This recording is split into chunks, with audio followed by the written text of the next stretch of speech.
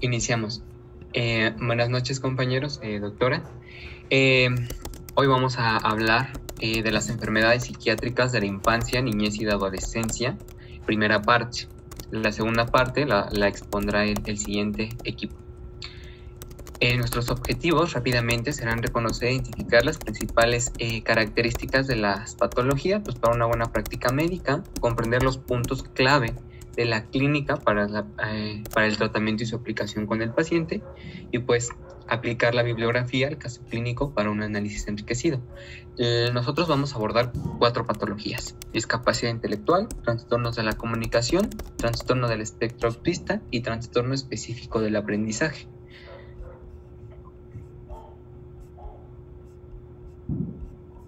Ok, vamos a comenzar con la discapacidad intelectual. La siguiente, por favor. Entonces, antes que nada debemos de conocer que la expresión del intelecto en los niños va a estar mediada por muchos factores, como lo es el neurodesarrollo, la herencia, el ambiente en el que se desenvuelven, la genética, las aptitudes sensoriales motoras y pues sobre todo el desarrollo de su lenguaje. La siguiente. Y tenemos 2 definiciones que debemos de tener en cuenta. Una sería la función intelectual y la segunda es la conducta adaptativa, siendo que la primera es la capacidad de realizar el pensamiento abstracto, razonamiento, solución de problemas y la comprensión. Y la conducta adaptativa es el conjunto de aptitudes requeridas para pues desarrollarse en su vida diaria, que esta se va a dividir en 3. La conceptual, que va a englobar lenguaje, lectura, escritura, la social, que va a ser las habilidades pues interpersonales que van a tener, y el práctico, que esta es pues actividades representativas de la vida diaria, como vestirse, alimentarse, asearse, etc. Y ahora sí, entrando al tema, vamos a tener la discapacidad intelectual, y en general lo podríamos definir como pues grupo de trastornos que comparten presencia de déficit de función adaptativa e intelectual. Pero bueno, la discapacidad intelectual per se va a ser la alteración significativa de la función intelectual general. Esto por un cociente intelectual menor a 70. Y esto específicamente de habilidades sociales y de conducta adaptativa. Algo muy específico es que Doctora. Sí, doctora. ¿Cuál es el cociente intelectual en México? De 100 y tiene una desviación estándar de 15. ¿En México? ¿El promedio cuál es?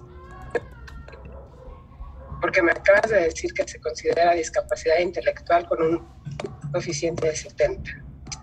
¿Qué promedio tiene México? ¿Lo investigaste? No, doctora. ¿Alguien quería participar, perdón? ¿De 86? No.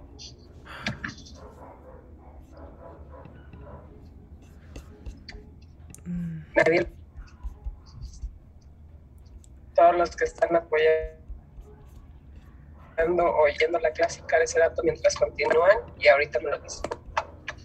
Pero decir que discapacidad intelectual es con 70, estamos hablando de que estás considerando que la mitad de la población mexicana tiene deficiencia intelectual. Continúen. Bueno, les decía que la discapacidad intelectual pues debe ser diagnosticada o se considera discapacidad intelectual siempre y cuando el inicio de los síntomas que veremos más adelante pues sea antes de los 18 años. Y pues también hay una definición que es el retraso del desarrollo global, que es cuando el paciente aún no tiene el diagnóstico como tal de discapacidad intelectual, o bien hay bibliografías que lo mencionan que pues es menor de 5 años. En cuanto a la clasificación, pues en general el CIE la menciona como una discapacidad cognitiva pues menor a 70 y la podemos dividir leve, moderada, grave y profunda. Pero pues en general vamos a tener discapacidad leve y grave. La leve va de 50 a 70, menor a 70, y la grave va menor a 50. Pues en la epidemiología muy general, la prevalencia global pues en países de bajos recursos se encuentra de 6.4 por cada 1000 y en países desarrollados de 9.2 por cada 1000. Aquí en México no encontré datos específicos, no hay una prevalencia pues establecida en datos, pero se menciona que de 0.3 al 0.5% de la población pues va a presentar este déficit. En cuanto a esta patología, pues se presenta más en los niños. En casos leves podemos decir que es 2:1 y en casos graves 1.5:1. Los factores de riesgo, pues como bien mencionábamos al inicio, son genéticos, que nuestro paciente no tenga acceso a pues, salud, la desnutrición. También se mencionan algunas bibliografías, muy independientemente de la prevalencia, pues que sea de escasos recursos, el embarazo adolescente, padres jóvenes. La siguiente. Y pues la etiología es muy variada. Esta puede ser, nada más por dar algunos ejemplos, prenatal, perinatal y postnatal. La prenatal, pues son más que nada las más comunes: anomalías cromosómicas, trastornos metabólicos, infecciones congénitas. Perinatal, pues complicaciones relacionadas con nuestro paciente, que sea prematuro, un parto distóxico, preeclampsia. Postnatal, pues esto es más que nada en el desarrollo de nuestro paciente: desnutrición, encefalitis, intoxicaciones, etc. Y bueno, pues la patogenia va a depender de la etiología que tenga nuestro paciente. Y de un 10 al 20% de nuestros pacientes con un diagnóstico grave, pues tiene un aspecto completamente normal. Entonces muchas veces va a ser difícil dar con una etiología. Y se menciona que el cerebro va a tener cambios en la organización dendrítica y sináptica. Esto nos va a llevar a una alteración del crecimiento de las ramificaciones dendríticas y pues la disgenesia, ya sea de las dendritas o de las neuronas piramidales. En cuanto al cuadro clínico, las manifestaciones primarias y más comunes pues son 3: la conducta inmadura, adquisición lenta de nuevos conocimientos y habilidades, y la limitada capacidad de los cuidados personales. Y bueno, también las dismorfias son los signos más precoces que motivan a la consulta con el pediatra. La siguiente, y esto se va a relacionar pues con el motivo de consulta, ¿no? Aquí les hice un cuadrito porque pues en general son muchos datos clínicos. Entonces, del recién nacido, pues serían más que nada síndromes dismórficos o microcefalia. Los lactantes se menciona que específicamente de los 6 a los 18 meses, pues es el retraso en la motricidad gruesa. En los niños pequeños, retraso o dificultad del lenguaje. Preescolar, igual, pero aquí se agrega la dificultad de conducta, incluido el juego, que esto se ve más en las escuelas. Y bueno, en escolar, bajo rendimiento académico, sobre todo. Este es otra, más que nada, para trastornos genéticos. El signo o síntoma que se va a presentar con la posible etiología que va a tener nuestro paciente. Más que nada para consulta. Y ahora el diagnóstico, pues el diagnóstico se va a basar siempre en los antecedentes heredofamiliares, la exploración física de nuestro paciente y sobre todo los deseos de la familia de concebir otro bebé para darles un pronóstico. Esto se va a realizar, pues, primero que nada con cariotipo. Doctora. Sí, doctora. Doctora, ¿me puedes decir qué antecedente heredofamiliar influye en esto? Sí, se menciona que tenga hermanos que tengan una alteración pues cromosómica, o sea, genética. Pero los más importantes no son heredofamiliares, porque ahí a nivel genético vamos a hablar de síndromes. Una deficiencia intelectual te va a llegar al consultorio sin antecedentes heredofamiliares, porque cuando tiene un heredofamiliar es otro tipo de patología. Entonces, cuando llegas un paciente para que tú diagnostiques una deficiencia, sobre todo son los perinatales. Esos son los que te van a interesar más que los heredofamiliares, ¿ok? Sí, doctora, ok. La otra es, en cuanto a la edad que me mencionaste de diagnóstico, ¿en qué momento deja de haber un desarrollo del sistema nervioso central?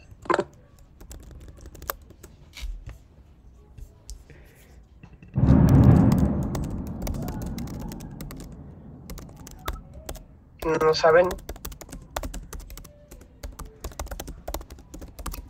¿Hasta qué edades?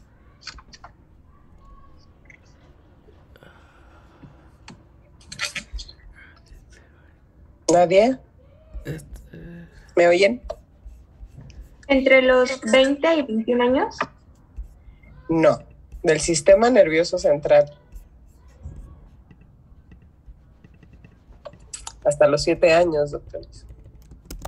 Entonces, ¿qué enfermedades hasta antes de los 7 años van a influir en que pueda haber una alteración para que haya una deficiencia intelectual?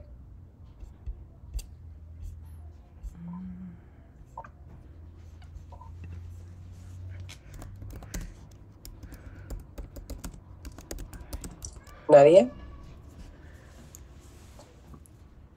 Mala alimentación, bueno, desnutrición. La desnutrición, no la mala alimentación. La desnutrición, ¿y en qué grado? Severo. Nada más. ¿Qué otra? Las crisis convulsivas mal controladas. Cada crisis mata neuronas. Son de las dos principales. Y muchas veces, con grados de desnutrición importantes, no se dan cuenta en los primeros años de su deficiencia intelectual.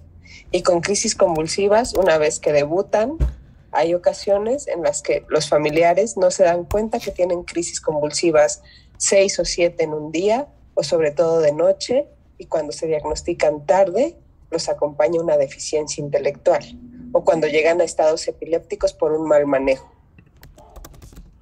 Continúa.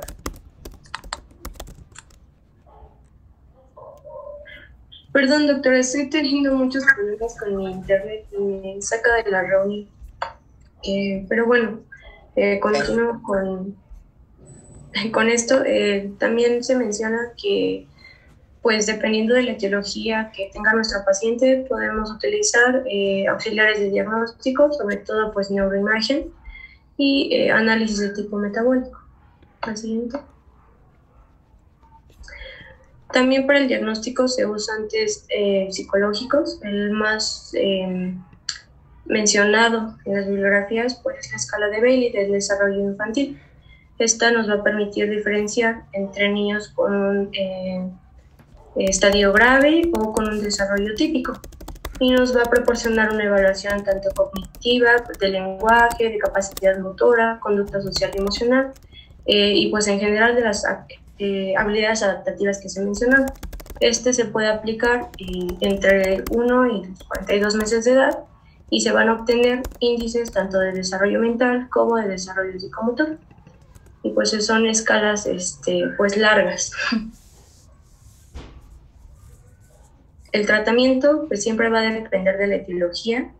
Se menciona que pues son programas de intervención temprana, sobre todo se prefiere que sea en una etapa preescolar, y va a ser pues de equipo multidisciplinario, sobre todo que sea mucho trabajo con los papás.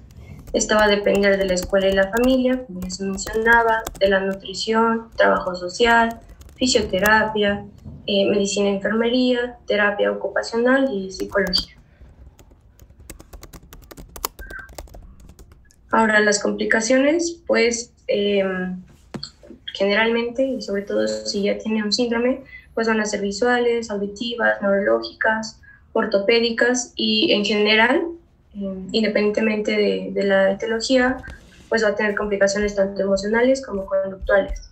Y el pronóstico, pues es un resultado a largo plazo y sobre todo va a depender del grado de deficiencia cognitiva y adaptativa, la presencia o no de complicaciones, el apoyo recibido y la etiología que se esté presentando.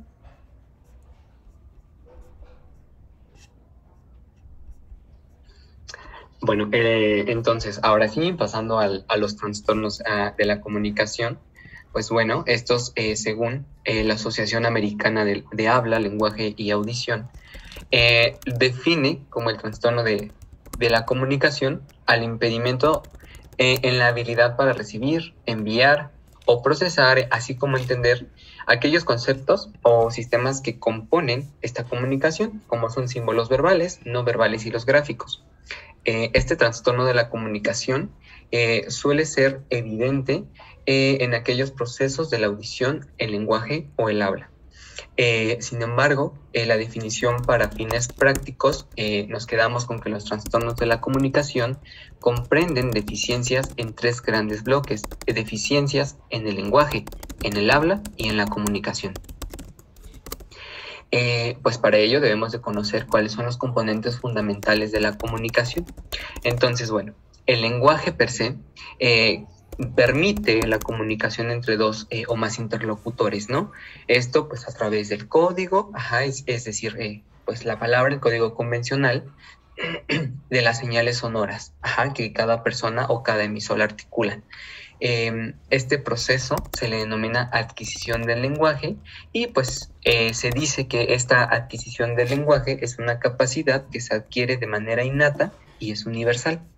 Dentro de los componentes importantes de la adquisición del lenguaje contamos con la percepción, la atención, la memoria y el pensamiento.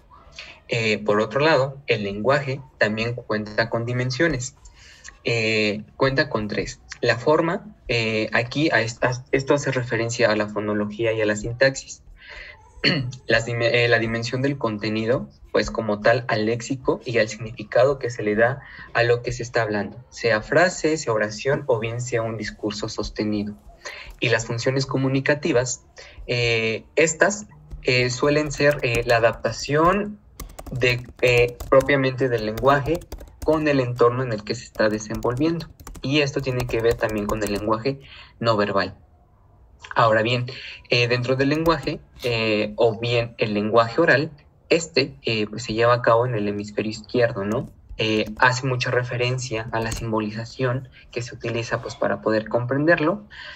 También está relacionado para que pueda tener esta capacidad innata de aprendizaje o de adquisición, una estimulación efectiva social, así como que interactúen los 2 emisores y pues recibir y producir sonidos, ¿no? Como vemos, es un conjunto de bloquecitos que se necesitan pues para llevar un buen lenguaje. Este lenguaje oral tiene una etapa preverbal y una etapa verbal. La etapa preverbal va de los 0 a los 12 meses de edad y en la etapa verbal se va dando meses posteriores y conforme el crecimiento, y aquí se van adquiriendo el léxico, la morfosintaxis, propiamente pues los sonidos que se producen, ¿no? Fonología, fonética, es decir, pues la pronunciación de las sílabas y pues la pragmática. Epidemiológicamente hablando, este trastorno de la comunicación son frecuentes en los niños de edad preescolar. Aproximadamente el 20% de los niños a los 2 años de edad llega a presentar un retraso en el comienzo del habla. Sin embargo, pues este dato recuerdo que lo mencionaba como que era pues epidemiológicamente normal.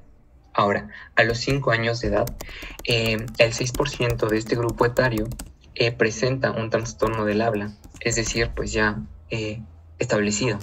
El 5% llega a presentar no solo una alteración en uno de estos 3 pilares, sino que ya en 2, tanto en el habla como en el lenguaje. Y el 8% de este grupo etario de niños de entre 5 años, pues posee como tal un trastorno del lenguaje. Se ha observado que tiene una predilección, no tan marcada, pero pues por el sexo masculino. Los factores de riesgo para esta entidad, bueno, como riesgo establecido tenemos aquel que es de origen biológico o ambiental, es decir, que esté afectando directamente pues al componente específico, ¿no? Al hemisferio. Antecedentes familiares de alguna alteración del lenguaje suele aumentar el riesgo. Aquellos niños en donde están en el contexto bilingüe, se aumenta el riesgo de que padezcan un trastorno de la comunicación. El niño llega a confundir estos fonemas, sonidos que componen al lenguaje, y pues esto puede aumentar el riesgo, ¿no?, de padecer esto de la comunicación. Como bien lo mencionábamos en la patología pasada, los niños con problemas de alimentación, y pues aquello se describe como aquellos niños excesivamente tranquilos, aquellos que tienen los hitos motores un poquito, o que emergen retrasadamente. Pues bueno, aquí nada más puse un ejemplo de los hitos motores de los 0 a los 3 años. Ahora bien, ¿cómo es que se va a desarrollar este trastorno de la comunicación? Bueno, pues se da como una alteración concomitante pues con la etiología, ¿no? Entonces podemos tener 3 vías del desarrollo de este trastorno. Podremos tener aquel trastorno cognitivo generalizado, en donde pues esto ya podría ser una discapacidad intelectual o autismo, clasificarlo directamente, y entonces estaríamos hablando de otra entidad patológica. O bien, anomalías estructurales del órgano del habla, es decir, todo lo que lo compone, ¿no? Desde, pues propiamente boca, vías eferentes, aferentes, todo esto de la comunicación y de los hemisferios. Enfermedades neuromotoras que afectan a la coordinación motora oral. Esto podría condicionar o culminar en una disartria por parálisis cerebral. Según el DSM-5 de la Asociación Americana de Psiquiatría, pues organizó estos trastornos de la comunicación en 3, específicamente los virales que mencioné al inicio: trastornos del lenguaje, trastornos sonoros del habla y el trastorno social o pragmático de la comunicación. En el primero, en el trastorno del lenguaje, podemos encontrarnos aquel que muestre una afectación en el lenguaje expresivo, o bien sea mixto, es decir, que encuentre una alteración tanto al momento de recibir como de tratar de expresar. El trastorno sonoro del habla, pues bueno, podemos tener alteraciones fonológicas en los sonidos, o bien en la fluidez. Esto en la edad infantil suele denominarse como el tartamudeo. Y pues bueno, el trastorno social de la comunicación. El trastorno, ahora bien, para hablar como específicamente, justamente de este trastorno de la comunicación, tenemos a una subclasificación, que es el trastorno específico del lenguaje, o bien TEL. ¿Cómo lo vamos a identificar o cómo se va a definir? Esta es la disfasia del desarrollo, o bien el trastorno del desarrollo propiamente del lenguaje. Sucede a nivel cognitivo, y es a nivel cognitivo general. Por lo cual las mediciones de inteligencia pues generalmente se encuentran alteradas las verbales, y lo que va a ocasionar es que no concuerden pues con el nivel del lenguaje funcional que esperaríamos tener pues en el niño, ¿no? A la edad del niño en el que estemos frente. La discapacidad intelectual, igual entra dentro de esta clasificación, y aprenden a hablar a un ritmo más lento. Esto es a lo que hace referencia. El mutismo selectivo es aquella incapacidad para hablar en situaciones sociales específicas. Vemos aquí cómo estamos ya subdividiendo todas estas clasificaciones, y pues propiamente el autismo, que pues es la siguiente entidad patológica que abordaremos. En cuanto a la disartria, otra subclasificación que entra dentro de los trastornos sonoros del habla. Trastorno motor del habla, ¿no? Pues esta dificultad, ¿no?, para articular la palabra por aquellos problemas motores. Puede tener varios orígenes, tanto parálisis cerebrales, distrofias musculares, miopatías, parálisis cerebrales. Sin embargo, lo que va a caracterizar a la disartria son los patrones del habla. Estos se suelen describir que son lentos y laboriosos, pues vaya, la dificultad de articular estas palabras. La apraxia verbal infantil entra dentro de esta como subclasificación de los trastornos sonoros del habla, y no es otra cosa más que la dificultad para planear y coordinar los movimientos con los que vamos a acompañar la producción del habla. Y esto se puede identificar porque la misma palabra se pronuncia cada vez de modo distinto. Y los trastornos fonológicos. Estos se describe que sí no se entienden, son inteligibles, incluso pues para los que rodean al paciente. Esto se debe pues a que los errores en la articulación reflejan esta incapacidad pues para procesar correctamente las palabras, ¿no? Y con ello alterar el sonido fonológico, bueno, la fonología, ¿no? Y con eso se altera lo que nosotros oímos. En estos pacientes es incapaz de entender cómo se deben de conjuntar los sonidos, ¿de acuerdo? Para poder crear palabras. La evaluación clínica y la anamnesis que debemos aplicar en esos pacientes con trastornos del lenguaje, pues bueno, dentro de pediatría, en el primer nivel de atención, lo que debemos de considerar es una exploración general. Somatometría, otoscopía, examen neurológico sistemático, porque como bien vimos, pues puede estar alterado a cualquier nivel de componente del lenguaje y de la comunicación. En cuanto a la anamnesis, pues podemos rescatar algunos datos, por ejemplo, embarazo, parto y el periodo neonatal, ¿no? Para ver si existe algún factor de riesgo o alguna etiología que pudiésemos asociar. Los hitos madurativos, como ya los mencioné, y pues el estudio neuropsicológico, el cual me va a denotar los aspectos del lenguaje o del habla y pues del desarrollo cognitivos. Esto representa los motivos de primera consulta aproximadamente en un grupo etario de 2 a 3 años de edad. ¿Y cómo van a llegar a las mamás con estos pacientes? Pues se describe que dicen, no entiendo lo que él nos dice, no entiende, habla palabras sueltas, o bien el niño no habla. Entonces, menciona que son como las frases, como características con las que pueden llegar las mamás ante la consulta con estos pacientes. Si queremos ser un poquito más específicos, tenemos algunos signos de alarma y que los dividen respecto a la edad del paciente, ¿no? En caso de que llegase a presentar alguna red flags, pues tenemos aquí en la etapa prelingüística de 0 a 12 meses, como bien lo habíamos mencionado, la edad de 0 a 24 meses, de 2 a 3 años, de 3 a 4 años, y pues bueno, son demasiadas red flags que pues debemos de considerar según la edad del paciente, ¿no? A la que nos estemos enfrentando. Ahora bien, así como hay muchos signos de alarma, pues también hay muchos criterios diagnósticos. Y tenemos los siguientes, que son aquellos que nos van a ayudar pues a confirmar definitivamente pues el trastorno del lenguaje.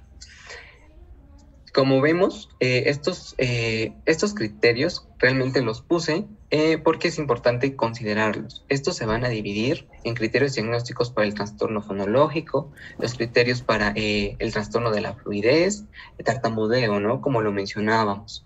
Y, por ejemplo, por poner un ejemplo, o por abordar el tartamudeo, en el criterio A, las alteraciones en la fluidez y la organización temporal llegan a ser normales en el habla. Y que se cumpla con eso y con uno o más de estos 7 factores que nos ponen, ¿no? El más común, pues, es la repetición de sonidos y de sílabas. Como vemos, estos criterios diagnósticos, pues, ya son más específicos y nos orientan específicamente, pues, a ver en qué está fallando, ¿no? En cuál de estos 3 pilares de la comunicación falla nuestro paciente. Y, pues, estos son los criterios diagnósticos para el tercer grupo de la comunicación social. El tratamiento que se les brinda a estos pacientes generalmente pues es logopédico. ¿Qué es esto? Bueno, este tratamiento tiene objetivos en donde se va a permitir un desarrollo del habla más inteligible y el lenguaje. Se pretende mejorar el léxico, la semántica, para que con ayuda de esto el paciente pueda tener un progreso en la comunicación o en la afección que nos está denotando. ¿Cómo se realiza este abordaje logopédico? Se realiza en sesiones individuales, posteriormente pasa a sesiones en grupo y para que pueda tener una buena integración escolar, ¿no? Esos son los objetivos. El seguimiento siempre debe de ser individualizado, ¿no? Hay enfermos, no enfermedades. Debe de ser sistémica. Se pide que se vuelva a valorar al menos una vez al año al paciente, y esta evaluación debe de comprender la evolución, qué tanto ha evolucionado del lenguaje, la comunicación, la relación social, las funciones cognitivas y pues propiamente del aprendizaje. El pronóstico de estos pacientitos, pues tienen distintos, ¿no? Dependiendo de la etiología en la que nos encontremos. Para el trastorno específico del lenguaje, llegan a responder bien a la asistencia que acabo de mencionar, tanto terapéutica como educativa, y pues llegan a mostrar una buena mejoría en las capacidades pues, de comunicación. Solo que en la bibliografía mencionaba que se ha reportado que en pacientes ya adultos con antecedentes de un trastorno del lenguaje, llegan a mostrar todavía o continúan con algunas alteraciones lingüísticas. Ya no son tan marcables como en la edad pediátrica, pero sí los llegan a presentar. Pero bueno, sí logran adaptarse al entorno pues con demasiado éxito.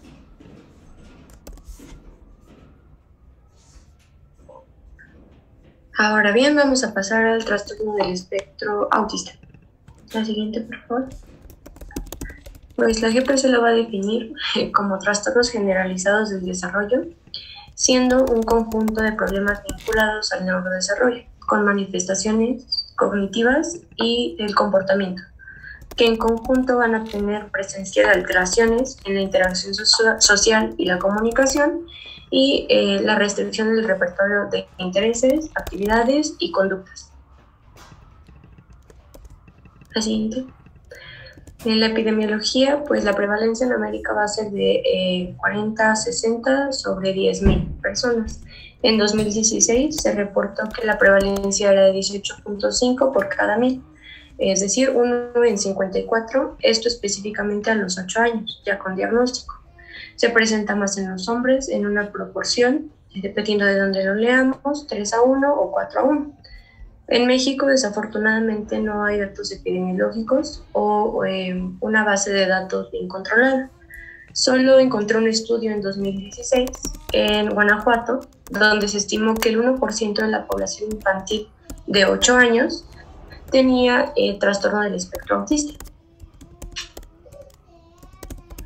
Los factores de riesgo, sobre todo es pues durante el embarazo, obesidad y diabetes materna, también antecedentes heredofamiliares, es decir, que pues un hermano tenga este padecimiento, infecciones virales durante el embarazo, uso de antidepresivos o anticonvulsionantes, déficit de vitamina D, zinc, muy importantes para el neurodesarrollo, que nuestro bebé haya tenido asfixia perinatal, que sea prematuro, bajo peso al nacer, y de nuevo se integra que la edad tanto paterna como materna pues sean muy jóvenes al momento de la concepción.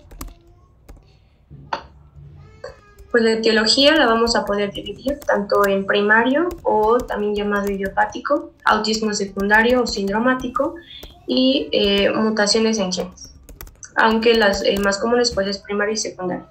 En el primario es genéticamente inespecífico y hasta el 70% de nuestros pacientes pues, van a tener discapacidad intelectual. En un autismo secundario solo se va a presentar del 10 al 30% de los casos, y es cuando nuestro paciente ya tiene una etiología establecida, es decir, cuentan con una base genética. Y pues esto nada más es como dato extra, que las mutaciones en genes que codifican a la neuroligina 1,3 y que van a estar asociadas sobre todo al patrón repetitivo de estos pacientes. La fisiopatología aún no está bien esclarecida, pero la teoría más aceptada y difundida es la que les voy a platicar a continuación. El trastorno del espectro autista es una desregulación entre señales tanto excitatorias como inhibitorias, recordando que el glutamato es el principal neurotransmisor de tipo excitatorio, que va a modular funciones cognitivas, como la memoria y el aprendizaje, además de tener un papel importante en el desarrollo pues del cerebro, porque va a afectar a la migración neuronal, la diferenciación y supervivencia y sobre todo la sinapsis.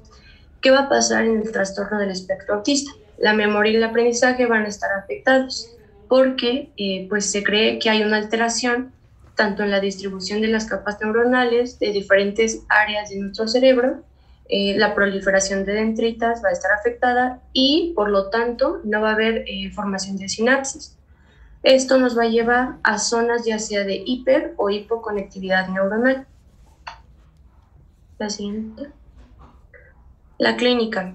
Se van a presentar red flags donde nuestro paciente no responde a su nombre a los 12 meses, no señala objetos para mostrar interés a los 14 meses o no tiene juegos imaginativos a los 18 meses y tiene dificultades para entender emociones de otras personas o expresar sus propias emociones, retraso del lenguaje, intereses obsesivos, reacción inusual a sonidos, a olores, al tacto de ciertas cosas.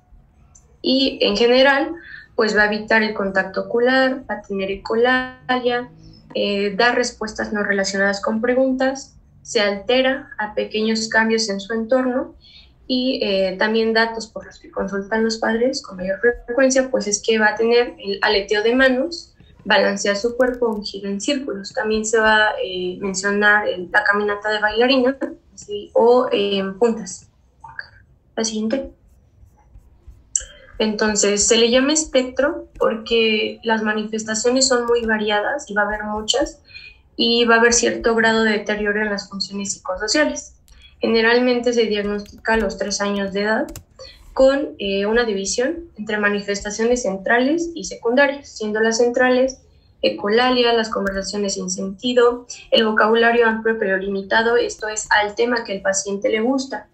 Igual, pues tienden a leer tempranamente, pero no comprenden lo que leen. Y bueno, los tics de los que les hablaba es el aleteo en manos o movimientos de balanceo. Y entre las manifestaciones secundarias son comportamientos de autolesión, hiperactividad, agresión, trastorno generalizado de ansiedad, depresión y convulsiones. En la exploración física, el 90% de nuestros pacientes pues es completamente normal y pues también el hecho de que a los pacientes les va a desagradar el contacto físico dificulta como tal la exploración física.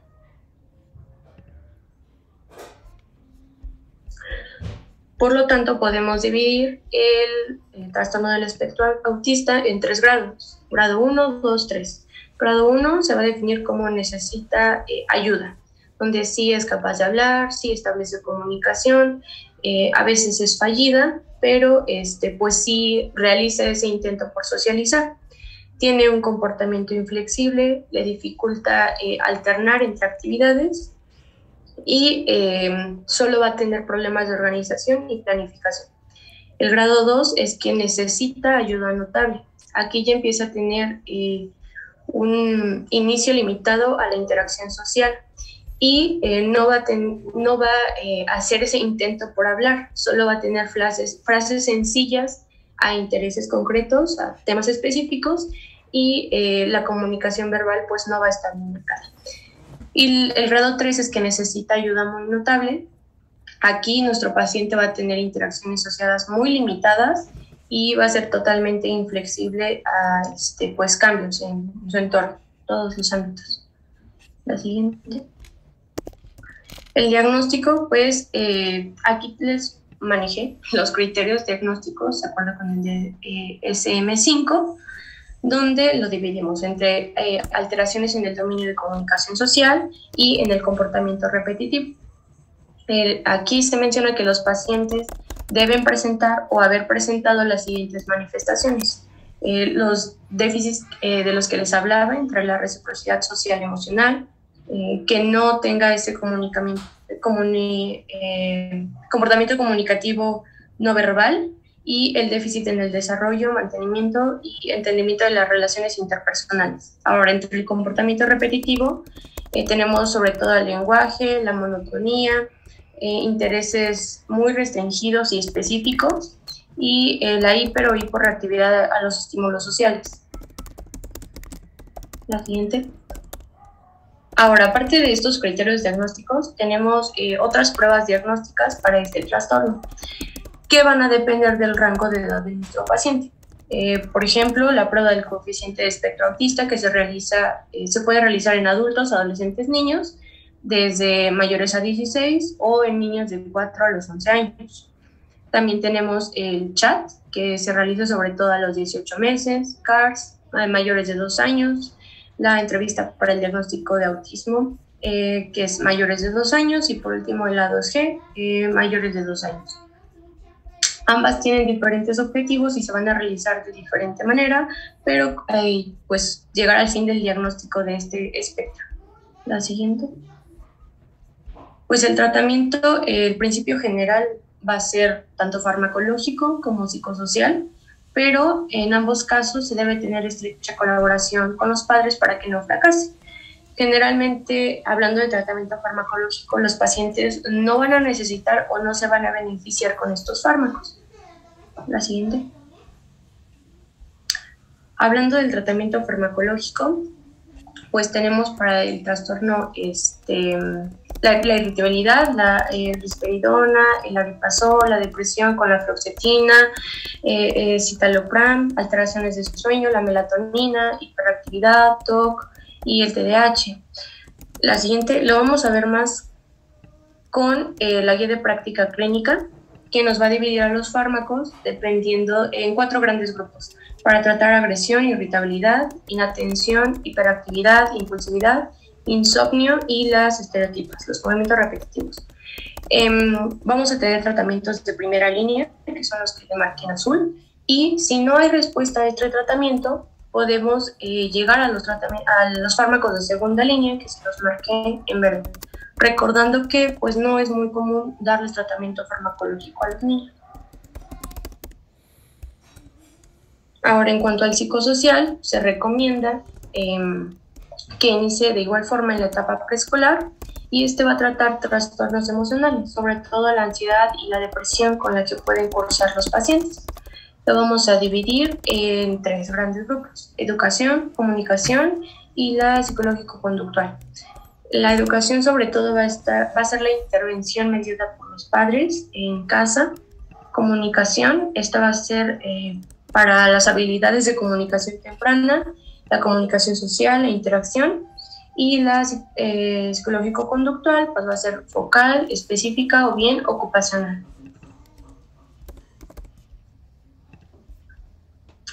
El pronóstico: el 80% de los casos no hay remisión de esta enfermedad. El 60% de estos pacientes se va a encontrar en un grado 2 y el 20% se va a encontrar en un grado 3.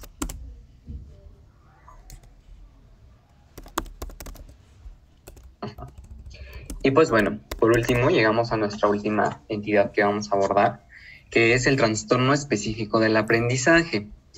El trastorno específico del aprendizaje resulta de la alteración tanto del desarrollo como de la maduración del sistema nervioso central.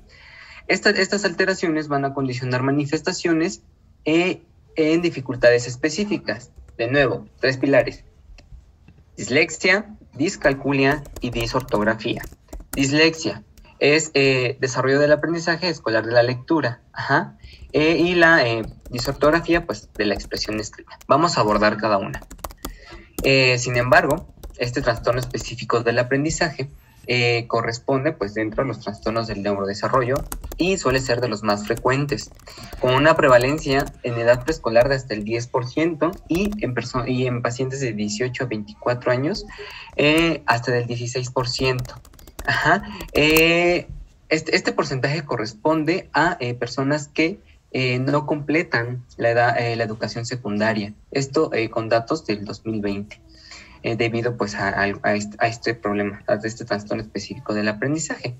Estos trastornos del neurodesarrollo en el niño o en la niña provocan un nivel, es decir, tienen un nivel de inteligencia normal más una educación de estímulos adecuados, y pues es cuando no consiguen progresar de manera adecuada uno o más de los aprendizajes que acabo de mencionar. Pero lo difícil, o bueno, lo complicado del trastorno específico es que es de difícil diagnóstico, ya que no hay marcadores biológicos, comparte síntomas con otros tipos de trastornos del neurodesarrollo, hay frecuente una comorbilidad que los acompaña, y pues es difícil delimitar, ¿no?, si se sufre un trastorno o bien si estamos ante un ligero retraso. El DSM-5 nos pone los trastornos del neurodesarrollo, ¿no? Nos pone los 6 y pues bueno, aquí nos encontramos al trastorno específico del aprendizaje: dislexia, disortografía y discalculia. Estos tienen el origen en la disfunción del sistema nervioso central, todos en común, por eso es que lo hace difícil de diagnóstico. Están presentes durante el proceso madurativo y evolutivo del niño y en las primeras manifestaciones aparecen pues en la infancia. Entonces, bueno, entrando en materia, la dislexia, el DSM-5 ¿cómo la define? Dificultad de lectura persistente. Esta dificultad tiene que cumplir con la característica que no se explique por ningún motivo, o sea, que no se asocie a un déficit sensorial, a un déficit cognitivo, a una falta de motivación o a una falta de práctica de la lectura. Entonces, dificultad de la lectura, pues que ya le hallamos, ya le buscamos y no se logra explicar. Epidemiológicamente hablando, pues no hay diferencias de prevalencia entre ambos sexos, pero sí hay una marcada carga hereditaria, en donde se dice que más del 25 al 65% de los niños disléxicos pues tienen un padre o una madre disléxica, y este es un trastorno crónico. La neurobiología lo explica desde dos vías, desde la ruta léxica y la ruta fonológica. Es decir, para nosotros tener una lectura pues normal, necesitamos estas dos rutas, ¿no? A nivel de las regiones posteriores del hemisferio izquierdo.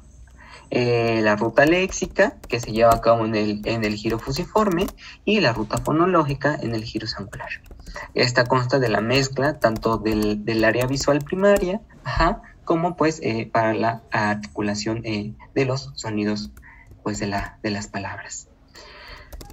Entonces, bueno, cuando estas rutas, tanto la fonológica como la léxica, falla por este neurodesarrollo, por esta alteración del neurodesarrollo, pues tenemos diferentes manifestaciones clínicas. Ojo, de la dislexia. La podemos dividir de nuevo por etapas. En la etapa más o menos que oscila entre primero y segundo de primaria, aquí se muestran las alteraciones en esa palabrita, aprender a leer. Aquí se tiene la dificultad en aprender a leer. ¿Cómo se identifican? Bueno, pues estos chiquitines de primero y segundo grado pueden tener una lectura lenta, esforzada, con pausas, repeticiones y rectificaciones. Ojo, recordando que debemos de buscar primero otras causas de la dificultad para la lectura. Sin embargo, pues bueno, aquí hay una serie de síntomas o de datitos que nos van a poder orientar a que están teniendo dificultades para aprender a leer. Cuando avanzan en esto de la educación, en estos chicos entre tercero y cuarto año de primaria, van a tener manifestaciones en la lectura, pero la lectura al momento de que nosotros la aplicamos para aprender. Es decir, hay manifestaciones en leer para aprender, en donde, bueno, ya nos encontramos con datitos completamente distintos a los del grupo etario pasado, ¿no? En donde, bueno, se pueden mencionar errores al copiar del pizarrón, errores de denominación, una comprensión más preservada a pesar pues de que se mantenga la atención, o bien aquellas dificultades para aprender o reproducir las palabras, ¿no? Que no son familiares. Pero bueno, pues como también estos son crónicos, estas afecciones, pues bueno, podemos también encontrarnos a personas incluso de educación secundaria o de bien de quinto y sexto de primaria, con una lectura lenta y poco automatizada, una gran dificultad pues para aplicar justamente lo que nos marcan las normas de ortografía, dificultades con las lenguas extranjeras, y pues estos datitos nos orientarían, ¿no? Insisto, no dejando de lado, tratando de explicar que tengan otro origen, esta dificultad de la lectura. También en el bachillerato o bien en la edad adulta, pues puede tener también manifestaciones: baja velocidad lectora, poco dominio ortográfico y, como bien lo mencionábamos, ¿no? Hasta el 20% del grupo etario de entre 16 a 20 años pues no terminó la secundaria, pues por lo mismo, ¿no? Se asocia a un trastorno específico del aprendizaje. El diagnóstico, ¿cómo se va a realizar? Bueno, nos dan como referencia pues una historia clínica completa, por ejemplo, ¿no? El antecedente familiar de un progenitor que también haya tenido pues este problema, ¿no?, de dislexia, el estudio neuropsicológico y el nivel cognitivo. El tratamiento que se le indica pues a estos pacientes con dislexia, va encaminado a tratar de mejorar pues un poquito la lectura, ¿no?, que tenga una competencia lingüística pues un poquito promedio, que tenga una fonología un poco más acertada, y sobre todo pues el tratamiento pues va a ir en plan individualizado. Ojo, la dislexia siempre va a estar presente a toda la vida. Entonces, pues hay que tener un buen apego con ellos y pues sobre todo, ¿no?, este apoyo psicosocial que se les brinda a estos pacientes. Discalculia, el segundo grupo del trastorno específico del aprendizaje. El DSM-5 lo define como dificultad del aprendizaje de la aritmética, que no desaparece. Aritmética, cálculo y procesamiento numérico. Es esta dificultad. Epidemiológicamente hablando, bueno, tenemos una prevalencia que en el grupo etario de edad escolar, entre el 3 al 6% de esta población, pues llega a presentar discalculia. De igual manera, aumenta hasta 10 veces el riesgo cuando se tiene un progenitor con discalculia, de padecerlo. Y pues la discalculia no suele venir como solita, sino pues acompañada de otro trastorno del neurodesarrollo en aproximadamente 2/3 de los casos. ¿Cómo explica la discalculia la neurobiología? Pues bueno, lo explica cuando se tiene una alteración al manipular pues cantidades, tanto habilidades cuantitativas como habilidades cuantitativas primarias y secundarias. Pues las habilidades cuantitativas primarias, numerosidad, recuento, linealidad, aritmética. Las cuantitativas secundarias son aquellas que ya se adquieren con un conocimiento y práctica, como lo puede ser el álgebra, ¿no? Aquella relación de letras con números y estos valores que se les dan a estas equivalencias. Asimismo, también la neurobiología explica la discalculia a través de aspectos cognitivos alterados. Por ejemplo, una alteración a nivel del segmento horizontal del surco intraparietal bilateral, pues puede condicionar una alteración en el código, en el código de la magnitud, es decir, en la manera en cómo se representan estas cantidades. Si se llega a tener un defecto en el neurodesarrollo del giro angular izquierdo, bueno, se puede encontrar alterado el código auditivo verbal. En el lóbulo parietal posterior superior bilateral, el código arábigo visual. Bueno, esto es un poquito ya más específico a nivel neurológico. Pero pues la discalculia en la educación infantil se va a presentar como aquellos pequeñines que no saben clasificar objetos por sus características, ¿no? Y entramos aquí en aquellas capacidades cuantitativas primarias. No saben diferenciar entre más que o menos que, fallan en la correspondencia 1 a 1 y pues les cuesta contar. Todo esto suele ser referido en la consulta como que la maestra, que es el primero que tiene contacto con estos pacientitos, son los que suelen referir a los padres pues este tipo de manifestaciones. En la educación primaria falla la aritmética básica, ¿no? Pues dijimos, fallo en cálculos aritméticos, discalculia. Tienen poca noción de la cantidad, tienen una dificultad para resolver los problemas matemáticos, y pues suelen tener un uso incorrecto de los signos que se utilizan pues propiamente pues en los problemas matemáticos. También se llegan a encontrar alteraciones o pequeños datitos en la educación secundaria, pero estos ya son distintos. Estos ya afectan incluso a su vida diaria. No suelen utilizar los números al momento de pues como socializar o llevar a cabo su vida cotidiana. Cometen errores de cálculos sencillos y pues todo esto condiciona así una limitación, mencionaba la bibliografía, pues para el desarrollo, ¿no?, que tienen con la sociedad. Como bien decían los profesores de matemáticas, ¿no? Las matemáticas están en todos lados. El diagnóstico, volvemos a caer en lo mismo.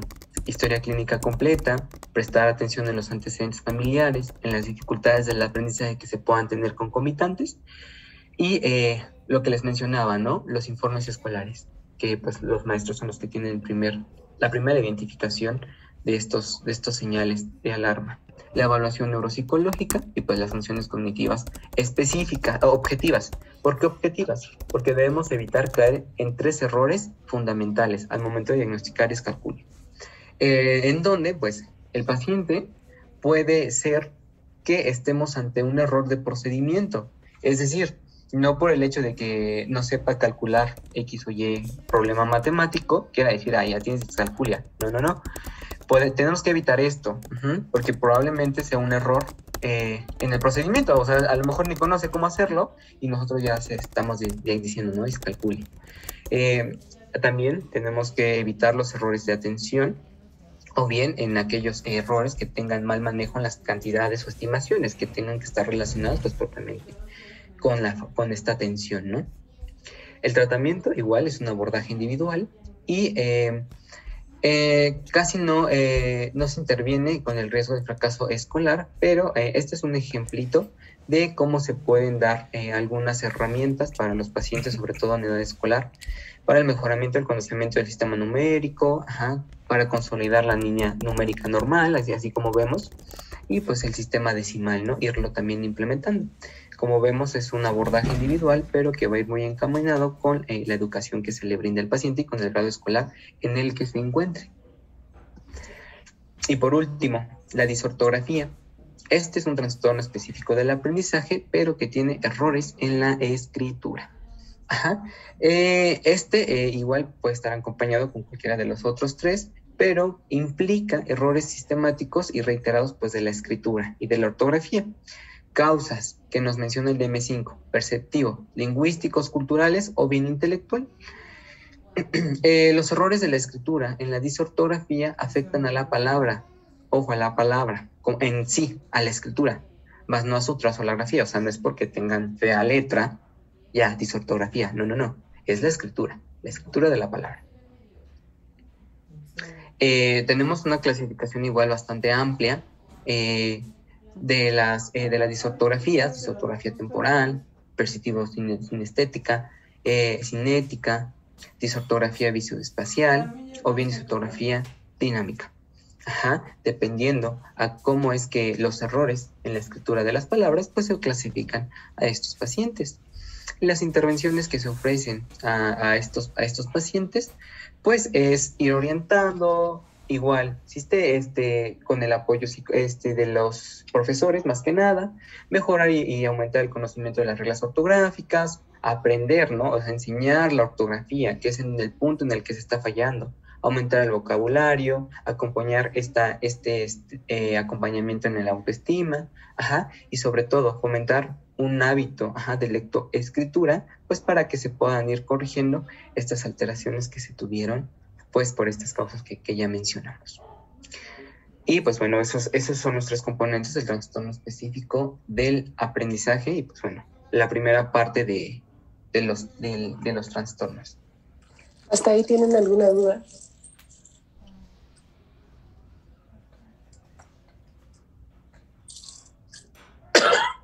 ¿Nadie? Doctora, en caso de que nosotros detectemos a un pacientito que tenga alguno de esos trastornos, ¿lo tenemos que diagnosticar y tratar nosotros o lo tenemos que canalizar con un psiquiatra o pediatra?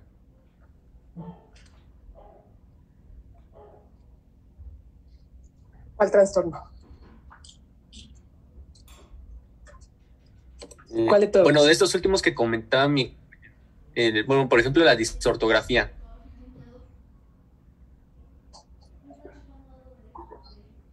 Esos van con pediatra y el pediatra decide si va al psiquiatra o no.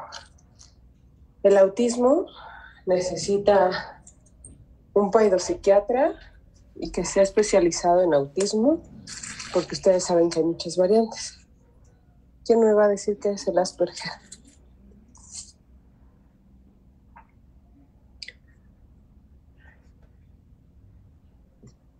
Perdón, doctora, no entendí. ¿Qué es ¿Quién me va a decir qué es un Asperger?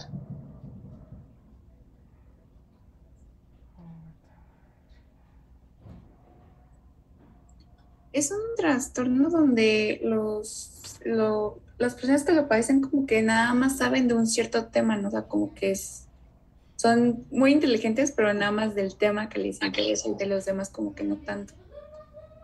¿Qué relación tiene con el autismo?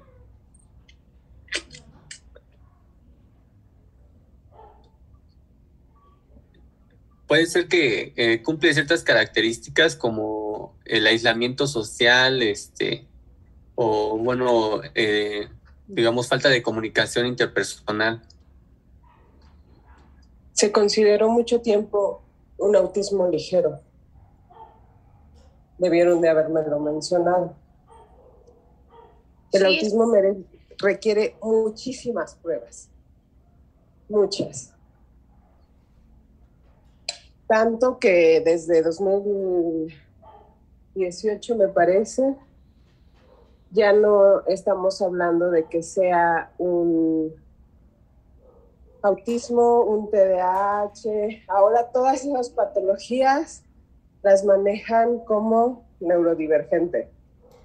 Y hay a ver en qué prueba sale positiva. Entonces, hoy día, todos ese tipo de pruebas específicas, lo que tienen que hacer es mandarlo primero a pediatría para ver si realmente es o no es un paciente con un problema neurológico, y ellos, bueno, psiquiátrico, neurológico, y ellos encaminarlo a quien esté especializado en eso. Ajá. ¿Por qué? Porque si no es así, si es alguien que no se dedica a ese tipo de pacientes o de verlos, muchas veces los diagnostica mal. Entonces, sí es importante que vaya a un lugar donde tengan las pruebas específicas para la patología. Como médicos generales, no van a lograr tener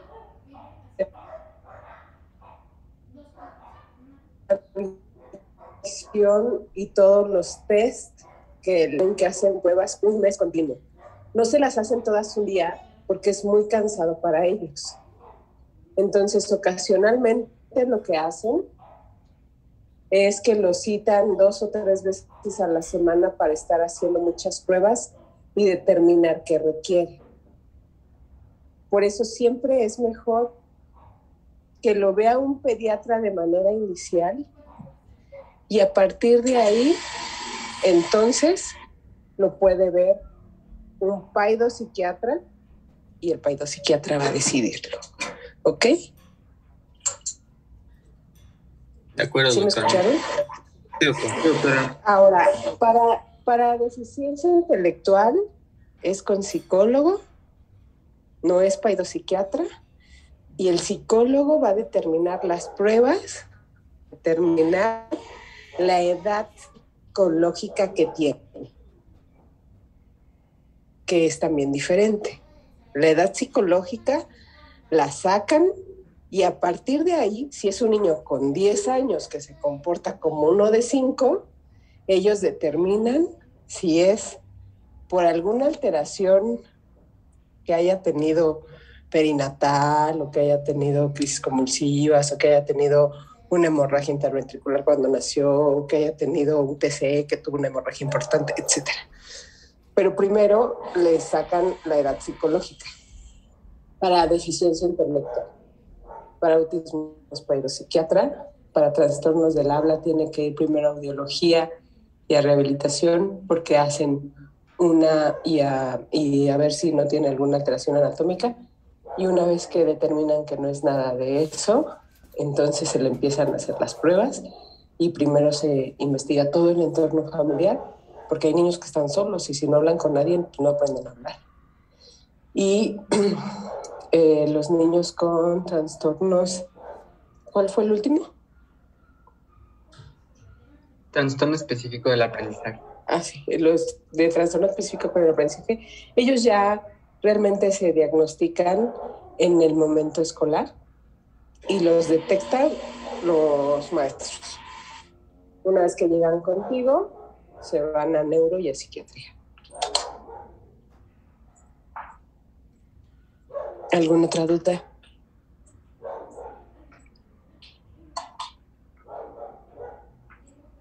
¿Ninguna? ¿Medicarlos ustedes? A ninguno.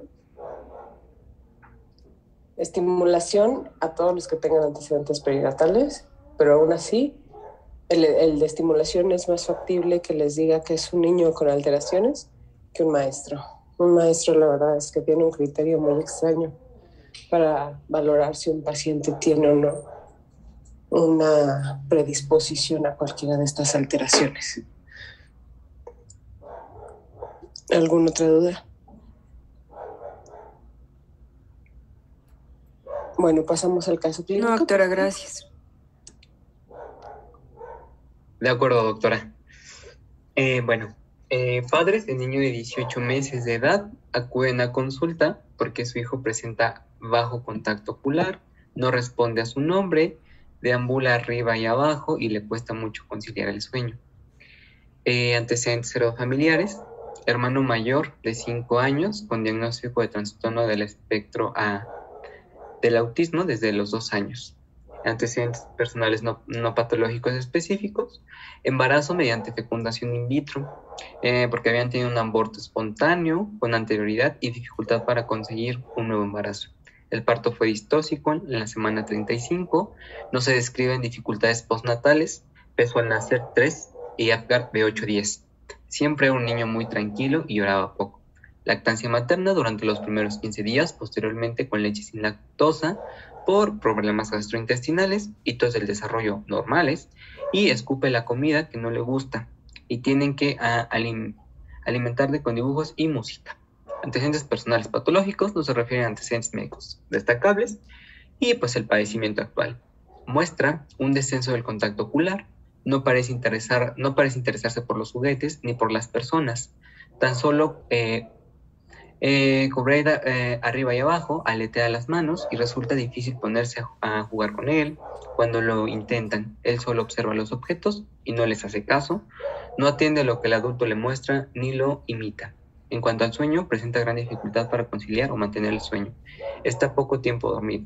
Se realiza electrocardiograma y electroencefalograma y se descarta epilepsia y no presenta alteraciones genéticas.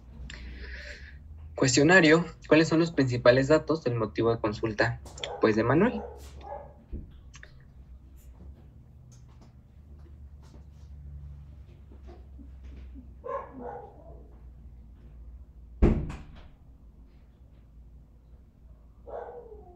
Bien, en el chat mencionan la C: bajo contacto ocular, no responde el nombre, deambula y la dificultad de conciliar el sueño, ¿no? Esos son los motivos importantes por los que Manuel pues viene al motivo de consulta. ¿Cuál es el principal factor de riesgo que presenta Manuel? De tantos que se pusieron ahí.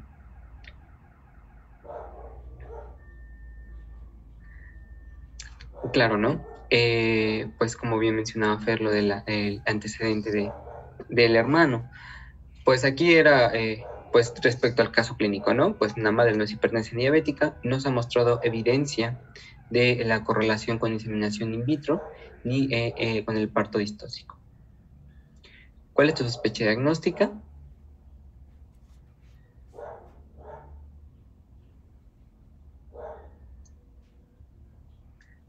Pues igual, ¿no? Si ya contamos con el antecedente y pues la clínica del paciente sí es un poquito evidente, pues bueno, no habría por qué pensar en un trastorno por déficit de atención, ¿no? Y pues bueno, ¿cómo se realiza principalmente el diagnóstico? Pues del diagnóstico definitivo que pues se dieron. Exacto, ¿no? Los criterios del DSM-5. ¿Qué prueba diagnóstica aplicaríamos a este paciente?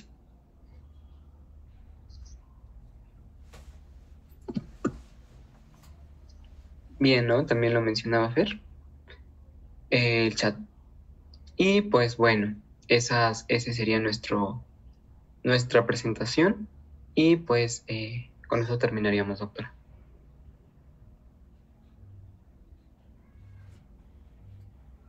Ok, entonces ahorita, si ya no hay dudas, ya resolvieron su caso, Ya los veo. ¿Cuándo me toca la siguiente clase? El lunes. El lunes, ok. Entonces el lunes les aviso que ahora nos enlazamos. Como están yendo todos al hospital y esta semana yo podía temprano, entonces les aviso el domingo a qué hora nos vemos el lunes, porque se me está complicando un poco estas tardes, pero lo checamos y ya les confirmo la hora el domingo. Sí, muchas gracias, Muy doctora. bien, Hasta luego. doctora. Muchas Gracias, doctora. gracias. Hasta luego. Hasta luego.